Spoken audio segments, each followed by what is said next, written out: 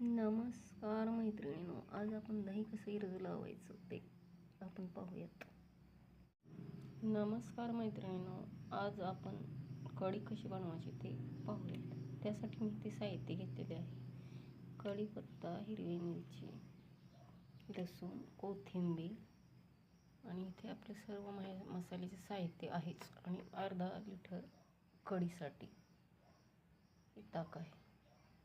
अर्धा लिटर साठी कढी करण्यासाठी साहित्य. तर आपण सुरू करूयात. सुरुवातीला आपण कोथिंबीर ही मी त्याच्यातच टाकलेली आहे आणि थोडंसं घेऊयात.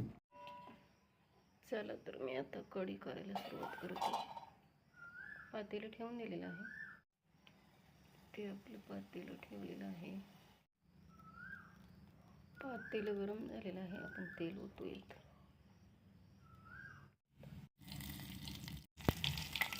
आणि बारीक केलेला लसूण, कढीपत्ता आणि कोथिंबीर ते आपण टाकलेले आहे. थोडंसं परतून घेऊयात. इथे आपण 1 चमचा मीठ टाकूयात. पाऊण चमचा हळद टाकूयात आणि पुन्हा आपण थोडंसं परतूयात.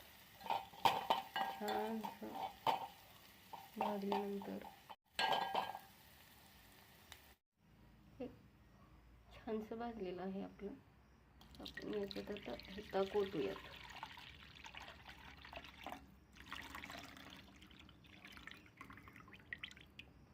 वा, खूपच सुंदर असं कलर आलेला आहे.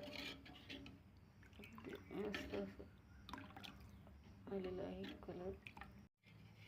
ही झाली आपली कढी तयार. पण इथे तुम्हाला एक टिप मी सांगते: कढीला सतत हलवत राहायचं. कढीला उकळ येऊ देऊ नका, नाहीतर कढी फाटलेली राहील, फाटते ती. म्हणून कढीला सतत हलवत राहायचं. उकळी येऊ देऊ नका कढीला. हे महत्त्वाचं आहे सगळ्यात. सतत हलवत राहिल्याने कढीला उकळ येत नाही आणि कढी व्यवस्थित बनते. त्यासाठी याला उकळ येऊ देऊ नका.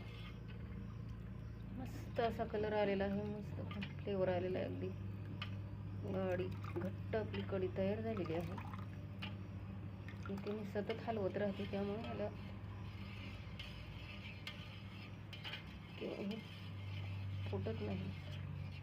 तुम्ही सतत हलवा, कढी व्यवस्थित बनते. आपण आता हिला उतरून घेऊयात.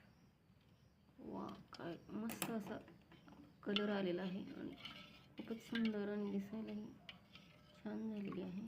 अगदी व्यवस्थित झालेली आहे, फुटलेली नाही आहे ती. तर आपण याच्यात आता बाउलमध्ये काढू.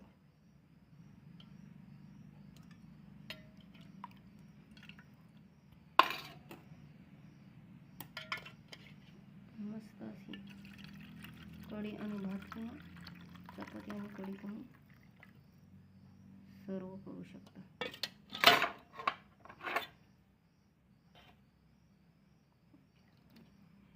मस्त असा कलर आलेला आहे कढीला. करून बघा एकदा. उन्हाळ्यात खायलाही छान लागते कढी. बनवून बघा आणि खाऊन सांगा कशी झाली. तर पुढच्या रेसिपीत आपण भेटूयात. तोपर्यंत बाय, टेक केअर.